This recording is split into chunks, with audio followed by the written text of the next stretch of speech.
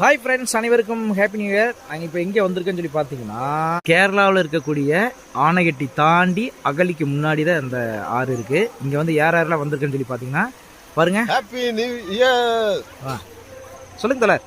நம்ம தோழர் அடுத்து நம்ம லட்சுமி அண்ணா ஹீரோ அண்ணா ஹாப்பி நியூ இயர் சொல்லுங்க.